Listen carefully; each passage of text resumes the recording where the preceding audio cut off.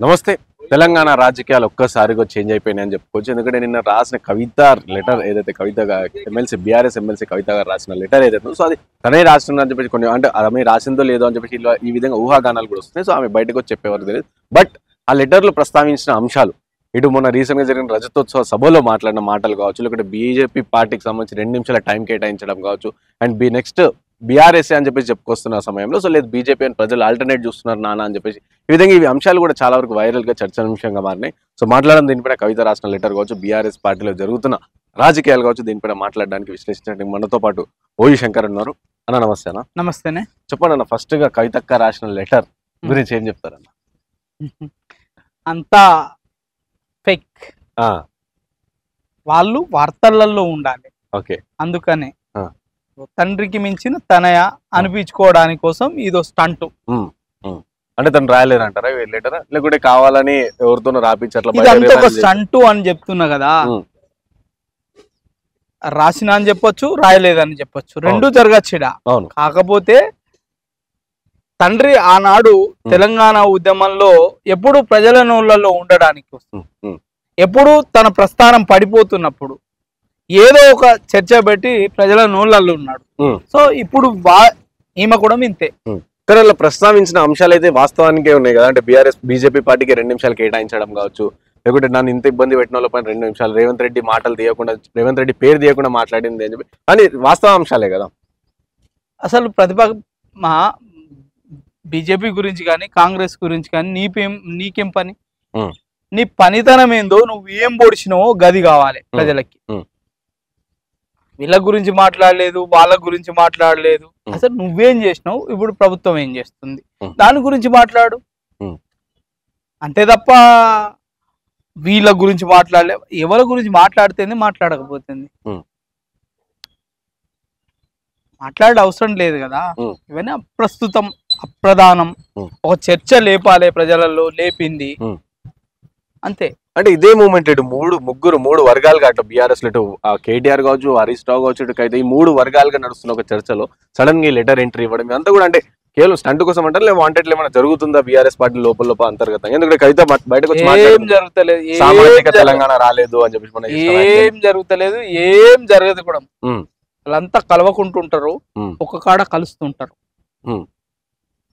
ప్రజలకు మాత్రం కలవలేదు అని కనిపిస్తారు, అంతర్గతంగా కలుస్తుంటారు. కేవలం ప్రజల్ని మభ్యపెట్టడానికి అంటారా? లిక్కరక్క, క్వార్టర్ సుక్క మా అక్క. సో కాబట్టి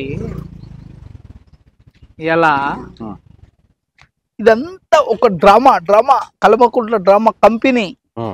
ఏం పగటేసగాళ్ళు వేషం ఎప్పుడైనా కడతారు, రాత్రి కడతారు, పొద్దున్న దాకా కడతారు, ఇంకేముంది. సో అక్క అనుకుంటుంది ఇంకా నాకు ప్రజలలో ప్రస్థానం ఉంది అనుకుంటుంది. లేదు, ఏదో అంటారు కదా, ఏమి లేనమ్మ కేతులు ఎక్కువ, చెల్లని రూపాయికి గీతలు ఎక్కువ అన్నట్టు ఈమెకి గీతలే ఎక్కువ. ఫస్ట్ ఆ గీతల సంగతి ఏందో చూసుకో. ఇలా గల్లీలు ఉన్న ఒక స్కామ్ ని ఢిల్లీకి పంపించినావు. ఇవాళ 3 ప్రభుత్వాలను ముచ్చటగా ముంచినావు.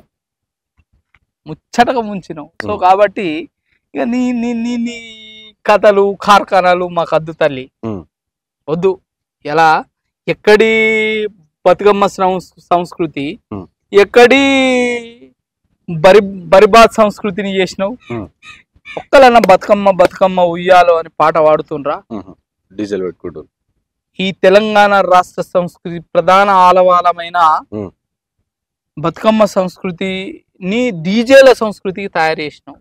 బ్రేక్ డాన్సులు, షేక్ డాన్సులు, డిస్కో డాన్సులు, ఫారెన్ కల్చర్ తెచ్చిపెట్టినావు. ఇడ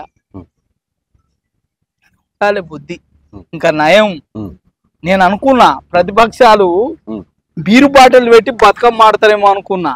అట్లా ఆడి ఉంటే నా సామి రంగం మేము చచ్చిపోయేటోళ్ళం.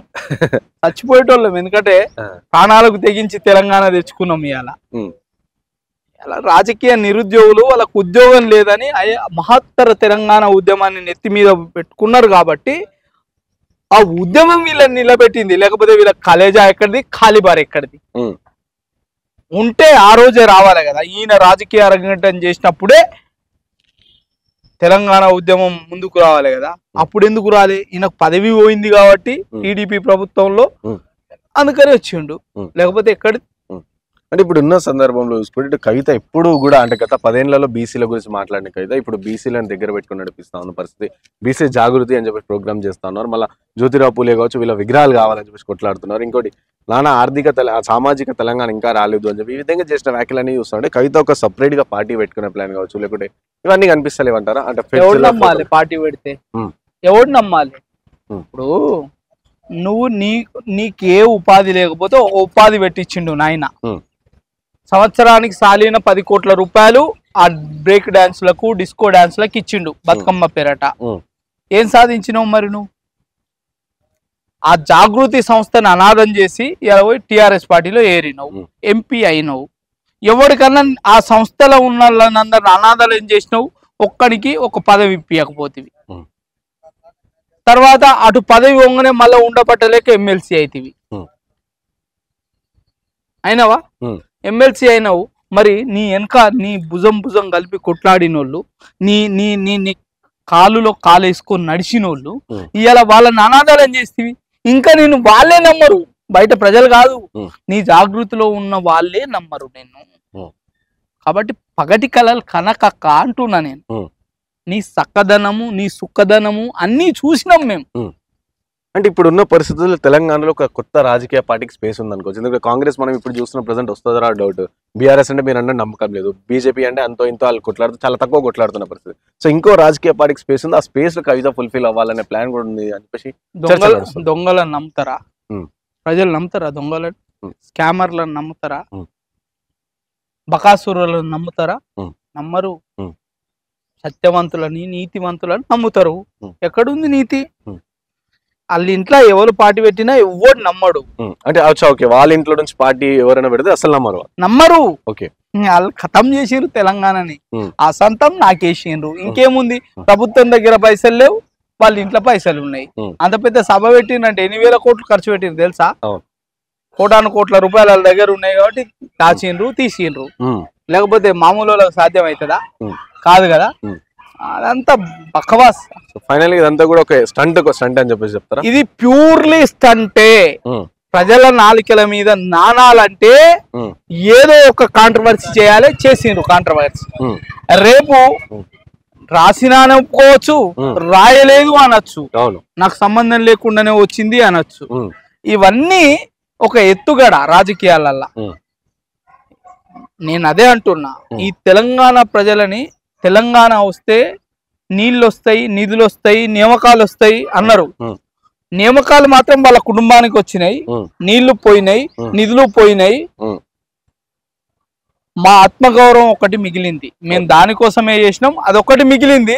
ఆ ఆత్మగౌరవాన్ని నిలబెట్టుకోవడాని కోసం, వాళ్ళని కనబెట్టుకోవడాని కోసం ఖచ్చితంగా మేము మేలుకతోటి ఉంటాం. ఇలా మమ్మల్ని జీవోత్సవంలా నిలబెట్టిండ్రు. ఇలా ఖాళీగా ఎందుకు ఉంటాం? మమ్మల్ని ఖాళీగా ఉంచిన తర్వాత మేము ఎందుకు ఖాళీగా ఉంటాం? కలవకుంట్లని ఖతం చేస్తాం, రాజకీయంగా సమాధి చేస్తాం. ఇదే జరుగుతుంది, వేరే ఏం జరగదు. ఇంకోటి అన్న, మీరు మాట్లాడుతూ ఇంతకుముందు నీళ్ళ గురించి మాట్లాడు. సో కాళేశ్వరం తీసుకొచ్చి తెలంగాణను అంతా తడిపినామని చెప్పేసి చెప్తారు. సో కాళేశ్వరం పెద్ద స్కామ్ అని చెప్పేసి కూడా చెప్తాను. ఇటు కాంగ్రెస్ పార్టీ చెప్తుంది. దీని నేపథ్యంలో ఇటు ఒక కమిషన్, స్పెషల్ కమిషన్ ఏర్పాటు చేసి, సో కేసీఆర్కి కావచ్చు, కేసీఆర్కి, హరీష్ రావుకి అండ్ ఈటెల రాజేందర్ వీళ్ళందరూ కూడా నోటీసులు కూడా పంపింది. సో విచారణకు హాజరు కావాలని. గతంలో కరెంట్కి సంబంధించి దాంట్లో ఏమో కేసీఆర్ హాజరు కాలేదు, ఏదో రీజన్ చెప్పారు. సో ఇప్పుడైనా హాజరు అవుతారా? లేకపోతే ఇది ఒక్క కాళేశ్వరం సంబంధించి ఇటు బీజేపీ పార్టీకి సంబంధించి ఈటెల రాజేందర్ కావచ్చు, అప్పుడు ఇరిగేషన్ మినిస్టర్ ఉన్న హరీష్ రావు కావచ్చు, కేసీఆర్ ముఖ్యమంత్రి, సో వీళ్ళ ముగ్గురు చుట్టూ నడుస్తుంది. ఇప్పుడు ఎట్లా ఉండబోతుంది ఇది? ఏముంటది, కమిటీలతోటి కాలయాపన జరుగుతుంది తప్ప పెద్దగా ఒరిగేది ఏముంటది. కాళేశ్వరం ఖతమైంది అనేది వాస్తవం. మనము ఇలా నేషనల్ డ్యామ్ సేఫ్టీ అథారిటీ ఏమంటుందంటే జియోగ్రాఫికల్ సర్వే జరగలేదు ఆ ప్రాంతంలో. ప్రతిపాదించింది ఒక దగ్గర, కట్టింది ఒక దగ్గర, కాబట్టి ఆ పరిస్థితి ఏర్పడ్డది. అందుకే పిల్లర్లు కుంగినయి అని కుండబద్దలు చెప్పినట్టు చెప్పింది, కొట్టినట్టు చెప్పింది. మరి ఇంకా అల్ల ఇంకేముంది? ఇంకా కమిషన్లు వేసి కాలయాపనలు చేసి ఎప్పుడు ఎన్నికలు వస్తే వాళ్ళని లోపల పెడతావు. దానికోసమేనా నువ్వు వేడి చేస్తున్నా? అంటే కాంగ్రెస్ పార్టీ నాయకులకి ఇదే అంటే మీరు స్టార్టింగ్ నుంచి కూడా కాంగ్రెస్ పార్టీ నాయకులారా మీరు జైల్లో పెడతాం అది అని చెప్పారు కదా, మళ్ళీ ఇప్పుడు ఏంటంటే చట్టం తన పని తను చేసుకోకపోతే చట్టం మెల్లమెల్ల వేసుకుంటారు కాబట్టి సో మేము అందుకనే వెయిట్ చేస్తున్నాం. అది మా చేయలేదు, చట్టం చేయలేదు కాబట్టి మెల్లమెల్ల ఒక్కొక్కటి విచారణ జరుగుతుంది. కాంగ్రెస్ పార్టీ నాయకులు వీళ్ళేం సొక్కపూసలు, ఆ. వీళ్ళేమో వీళ్ళు ఏనుగులు మింగటోనికి పీనుగులు మింగుడు పెద్ద లెక్కన. వీళ్ళు ఏనుగులు మింగి ఉన్నారు, వీళ్ళు పీనుగులు మింగి ఉన్నారు. సో కాబట్టి వాని మీద వీడు వీని మీద వాడు తప్పితే ఇంకొకటి ఏముండదు. సో కాబట్టి ఒకరికొకరికి సత్సంబంధాలు ఉన్నాయి, బయటికి మాత్రం కొట్లాడుకుంటారు కానీ సత్సంబంధాలు ఉన్నాయి. సో కాబట్టి మనం అదంతా రాజకీయ నాయకులంతా లక్కాకులు ఒకాకుల తింటారు, వీళ్ళు ఒకాకుల తింటారు. వీళ్ళని మనం వేరు చూడొద్దు. ప్రజలు రాజకీయ నాయకులు వేరు. మరి ఇప్పుడు ఇందులో బీఆర్ఎస్ పార్టీకి సంబంధించి ఓకే కేసీఆర్ కి ఇచ్చారు, అలాగే హరీష్ రావు ఓకే. సో అప్పుడే ఫైనాన్స్ మినిస్టర్ కావచ్చు ఉన్న ఈటెల రాజేందర్ గారి పేరు కూడా వచ్చింది బయటికి. మరి ఎట్లా అంటే ఈటెల రాజేందర్ గారు ఇప్పుడు బీజేపీ అధ్యక్షుడు అయ్యే రేస్ లో కూడా ఉన్నారు. సో చాలా పేరు వినిపిస్తుంది. సో ఏ పార్టీ ఏం చేస్తే ఈటెల రాజేందర్ అధ్యక్ష పదవికి ఎఫెక్ట్ అవుతుందేమో అన్నట్టు కనిపిస్తుంది. ఇక్కడ బండి సంజయ్ అప్పుడు చేసిన వ్యాఖ్యలు కూడా బీసీ నాయకులు సో ఎవరు చేసినా ఇట్లా. సో ఇప్పుడు ఈటెల రాజేందర్ పరిస్థితి వాళ్ళ పార్టీ ఇవ్వాలనుకుంటే ఏవి పెద్ద అడ్డం కావు. కానీ రేవంత్ రెడ్డి మీద ఏది మన ముడుపులు ఓటుకు నోటు ముడుపుల కేసు ఉంది, క్లియర్ గా దొరికింది. ఎవిడెన్స్ యాక్ట్ కింద ఎవిడెన్సెస్ వీడియో విజువల్స్ ఉన్నాయి, అన్ని ఉన్నాయి. వాళ్ళ అధిష్టానం ఇయ్యక ఆగిందా? ఆగలేదు కదా, ముఖ్యమంత్రి అయింది కదా. రేపు అది కూడా అంతే, అది ఇవ్వకుండా ఇయ్యాలనుకుంటే ఇచ్చేస్తారు. ఆయనే దోష నిర్దోష అనేది కమిషన్ నిర్ణయిస్తుంది, కలయాపనతోటే నిర్ణయిస్తుంది అంతే తప్ప అది ప్రతిబంధకం అని అయితే నేను అనుకోవట్లేదు. వాళ్ళు ఒకవేళ తెలంగాణలో బీజేపీ గెలవాలనుకుంటే ఇచ్చేసుకుంటారు, ఎవరన్నా చూడరు ఇచ్చేసుకుంటారు. సో ఇది పెద్ద ప్రతిబంధకం కాదు, దీనివల్ల ఆయన కొరిగేది కూడా ఏం లేదు. ఈటెల రాజేందర్ ప్రస్తావన వచ్చింది కాబట్టి సో మీకు అడగడం మర్చిపోయినా, మొన్న రీసెంట్ గా ఈటెల రాజేందర్ గారు కాంగ్రెస్ పార్టీకి సంబంధించి కమెంట్స్ చేసినప్పుడు రేవంత్ రెడ్డి పార్టీకి సంబంధించి రేవంత్ రెడ్డి కమెంట్ చేసినప్పుడు జగ్గారెడ్డి మాట్లాడుతూ కావచ్చు, మహేష్ కుమార్ గౌడ్ కావచ్చు, వీళ్ళు మాట్లాడుతూ సో ఫస్ట్ రెడ్డియా బీసీ అని చెప్పేసి ఈ నినాదం, అక్కడ కూడా మళ్ళీ బీసీ నినాదం కావచ్చు, ఈ విధంగా మాట్లాడే పరిస్థితి. సో వ్యాఖ్యలు ఎట్లా చూడొచ్చు మనం ఒకసారి మళ్ళీ? నేనేమంటున్నా, నాలంటోడు మాట్లాడితే వాళ్ళు కింద మీద రెండు మూసుకుంటారు. నేను ఇంకా డిఎన్ఏ టెస్ట్ దాకా పోతలే. నేను ఒకటే అడుగుతున్నా, ఇలా నువ్వు రెడ్డివా ముదిరాజువా అని అడిగే ముందు మీ ఇందిరాగాంధీ పార్సీనా ముస్లిమా లేకపోతే బ్రాహ్మణ? మీ రాజీవ్ గాంధీ ముస్లిమా బ్రాహ్మణ? మీ రాహుల్ గాంధీ ముస్లిమా క్రిస్టియనా హిందువా? అదే బ్రాహ్మణ. మీ ప్రియాంక గాంధీ ముస్లిమా క్రిస్టియనా హిందువా? అదే బ్రాహ్మణ. ఫస్ట్ అది ఫైండ్ అవుట్ చేయర్రి. దేశ ప్రజల నోళ్ళల్లో మెదళ్ళల్లోది నోళ్ళల్లో నానుతున్న ప్రశ్న ఇది. అది తేల్చిన తర్వాత ఈటెల రాజేందర్ దగ్గరికి రండి. ఆ వరదాకు వచ్చిండ్రు అనుకో, ఏమైతుంది? సూర్యుని మీద ఉంచి తేడా పడుతుంది, నీ మిన్నే పడుతుంది.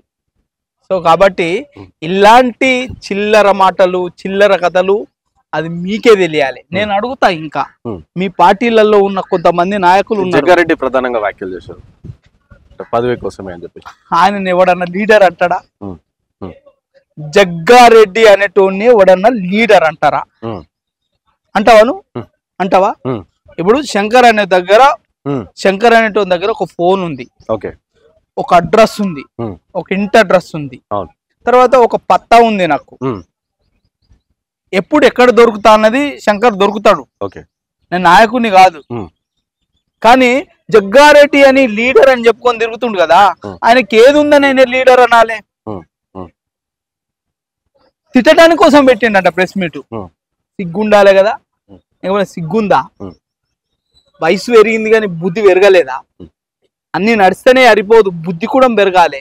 సరే, ఈటెల రాజేందర్ తప్పు మాట్లాడింది కావచ్చు, నువ్వు పెద్దోనివి కదా వయసులో, నువ్వు చెడ్డీలు వేసుకున్న నాడే నువ్వు కార్పొరేటర్ కౌన్సిలర్ అయినావు కదా, మరి రాజకీయంలో నీకు ఉండాలి కదా బుద్ధి. ఆ బుద్ధి లేకుండా నువ్వు ఎట్లా మాట్లాడినావు? ఈటెల రాజేందర్ గారు ఇది తప్పు అని మాట్లాడాలి. ఇది సభ్యత కాదు, సంస్కారం కాదని మాట్లాడాలి. మరి మరి నువ్వు ఇంత మోతెబారవు కదా, ఇంత మోతెబారవు కదా, మీ రేవంత్ రెడ్డి నువ్వే బూట్లు దూడుస్తున్నావు కదా, బూట్లు నాకుతున్నావు కదా, ఆ బూట్లు నాకే మరి రేవంత్ రెడ్డి గారిని ఎందుకు అనలే? ఆయన మీద ఏదో ప్రెస్ మీట్ పెట్టలే ఇలా? నాకన్నా తోపు ఏం లేదని ఒకప్పుడు అన్నాడు కదా రేవంత్ రెడ్డి. అరే నిన్న కాక మన ఆయనకు ముఖ్యమంత్రి కాదు, ఆయన మన పార్టీ ఓడు కాదు అనని కుండబద్దలు కొట్టినట్టు చెప్పిండు.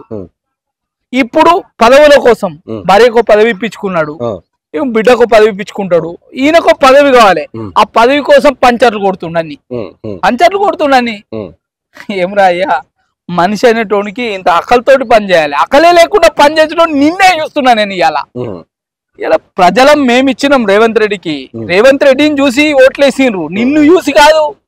మీ ఒక్కరితోటైనా 10 ఓట్లు ఒప్పి చుట్టుకోవడం కాదు. ఇలా రేవంత్ రెడ్డి అనే ఒక సరే లంగనో దొంగనో ఒక నాయకుని చూసి ఓట్లేసి కొట్లాడేటోడు ఉండే, అప్పట్లో కొట్లాడేటోడు ఉండే, గట్టిగా అడిగేటోడు ఉండే రేవంత్ రెడ్డి. అందుకు ఓట్లేసిండ్రు. అంటే నీ ఖాళీ బరువు, నీ పనితనం ఇవన్నీ చూసి ఓట్లేలే.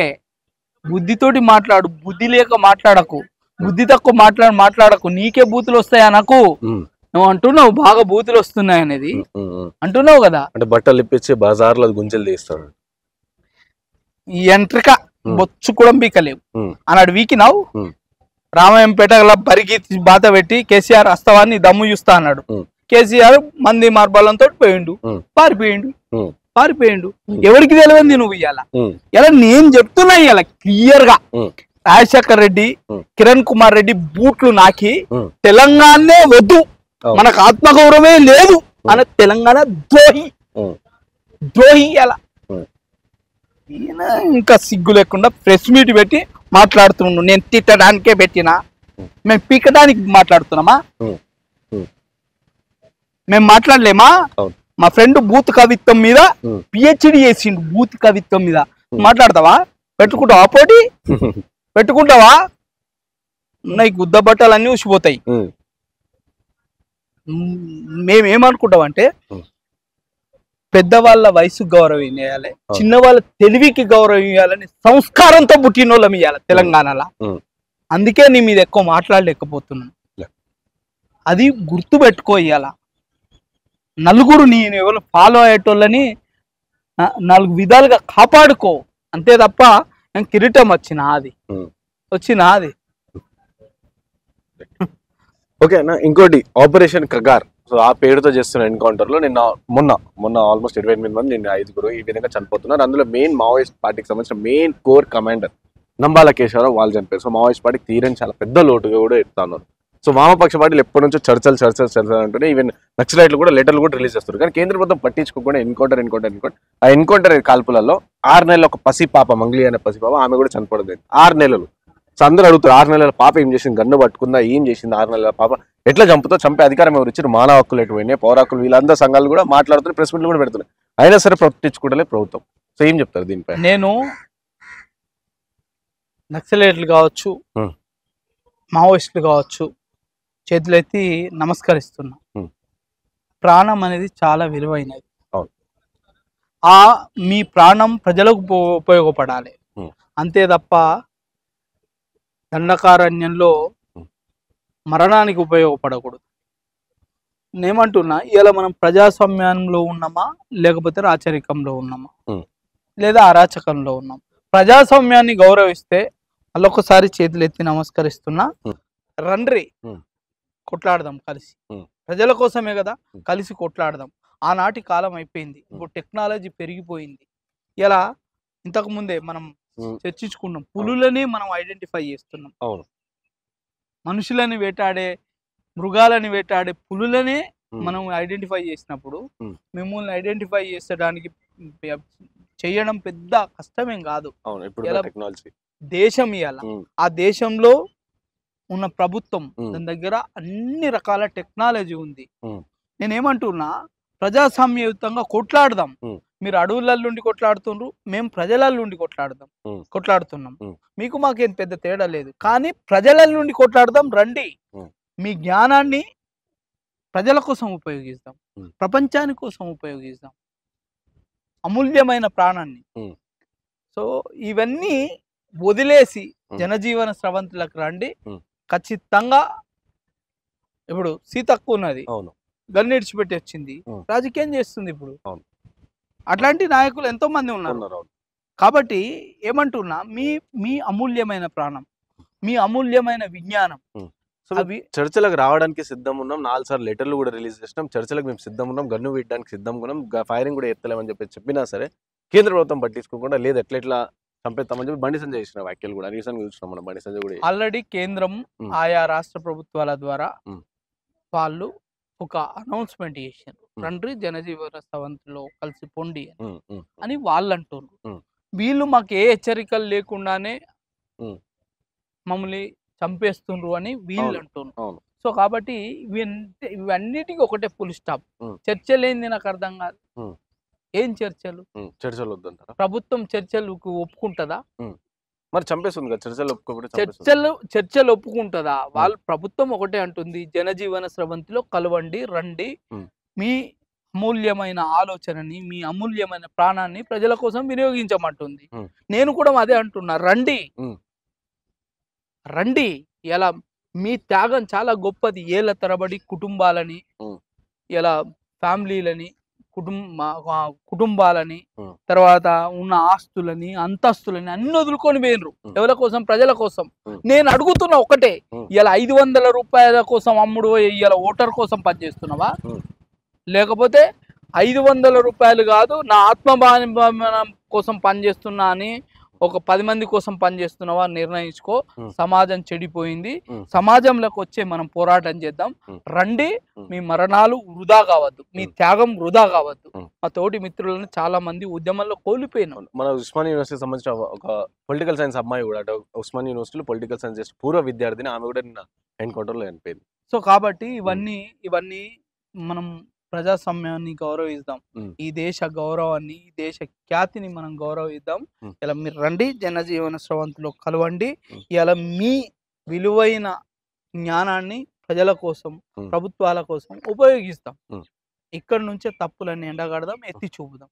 అంతే తప్ప కానీ మీ ప్రాణాలని మాత్రం ఊరికే బలి తీసుకోకుండా, బలి ఇవ్వకుండా అనేది నేను విజ్ఞప్తి చేస్తాను. థ్యాంక్ యూ అన్న, thank you so much for your time.